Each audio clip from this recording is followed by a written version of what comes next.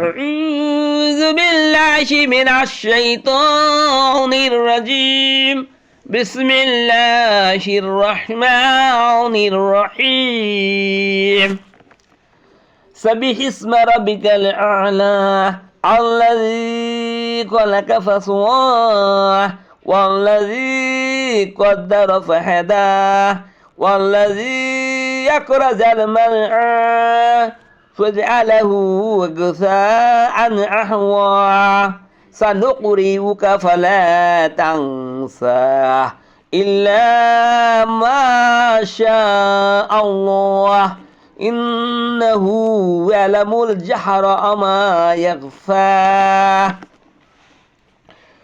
ونيسرك للإسراء فذكر إن نفعت الذكرى سيذكر من يخشى ويتجنبها الأشقى الذي يصلى النار الكبرى ثم لا يموت فيها ولا يحيا قد أفلح من تزكى وذكر اسم ربه فصلى بل تؤثرون الحياة الدنيا والآخرة خير وأبقى إن هذا لفي الصحف الأولى صحف إبراهيم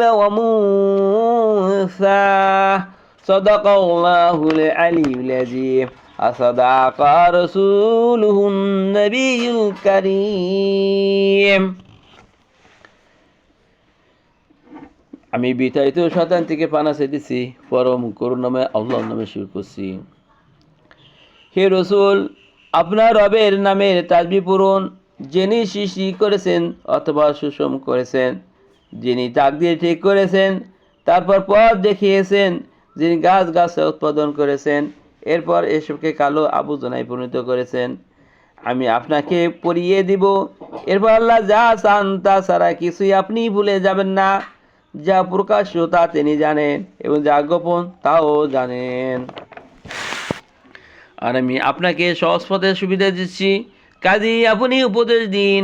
যদি উপদেশ লাভজনক হয়, যে ভয় করে সেই উপদেশ গ্রহণ করে, আর চরম হতভাগাই এক পাশ কাটিয়ে চলবে, সে বিরাট আগুনে প্রবেশ করবে। এরপর সেখানে সে মরবেও না, বাঁচবেও না। সেই সফল কাম হয়েছে যে পবিত্র লাভ করেছে ও আপন রবের নাম স্মরণ করেছে এবং তারপর নামাজ পড়েছে। কিন্তু তোমরা দুনিয়ার জীবনকেই প্রাধান্য দিচ্ছ, অথচ আখিরাত অনেক ভালো ও চিরস্থায়ী। আগের কিতাবগুলো তো কথা বলা হয়েছিল।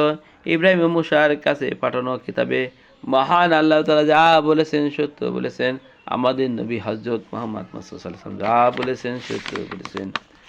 ভাই সাহেব, আমি আপনাদের সামনে পবিত্র কোরআন শরীফের ভিতরে সূরা আলা তেলাওয়াত করলাম এবং অনুবাদ বললাম। আপনারা এই কথাগুলো অন্যদের মাধ্যমে শেয়ার করে ছড়িয়ে দিন, যাতে সারা বিশ্বের লোকেরা দেখতে পায় এবং এই কোরআন অনুযায়ী মানুষ আমল করতে পারে। তাহলে আমরাই জীবনে ধন্য হয়ে যাব। আখিরে দাওয়ানা আলহামদুলিল্লাহি রাব্বিল আলামিন। আমিন।